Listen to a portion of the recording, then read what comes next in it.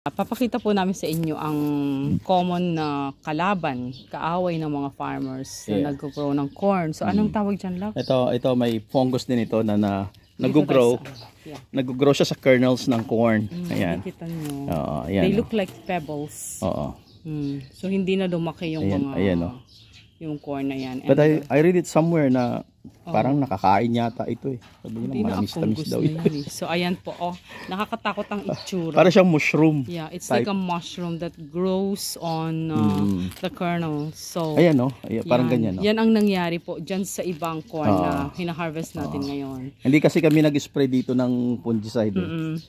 And the same time, yung ibang yung leaves ng yung leaves ng corn. Pakita mo, Lab. So I'll show you yung leaves ng ibang corn. Namumuti sila. They turn to yellow. They turn yellow. Ayan po. So may mga corn kami na hindi na harvest. So far, this is what we've got. Ayan. Saka yung aking munting cart. Ito. Ayan. That's the harvest for today. So let me show you. Ito yung normal na corn. So the leaves are green.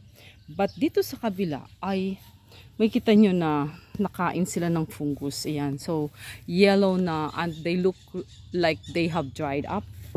Parang nalanta na. So, let me show you. And then the smaller ones, ayan, hindi na po sila na-develop yung ibang mga corn. Ayan, maliliit. So, we're just going to save them para pagkain ng ating mga goats. Ayan. So, hindi na sila fully developed because these leaves are already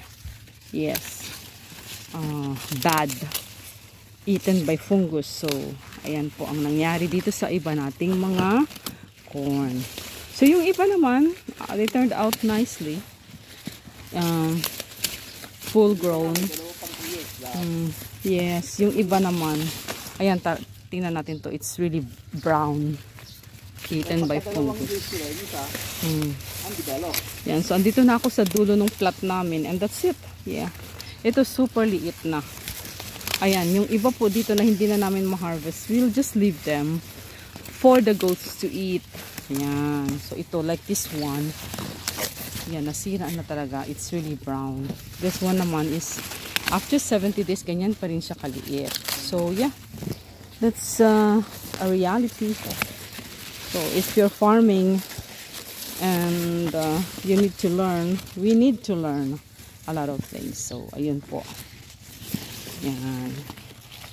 So, super liit naman. Hindi na na-develop.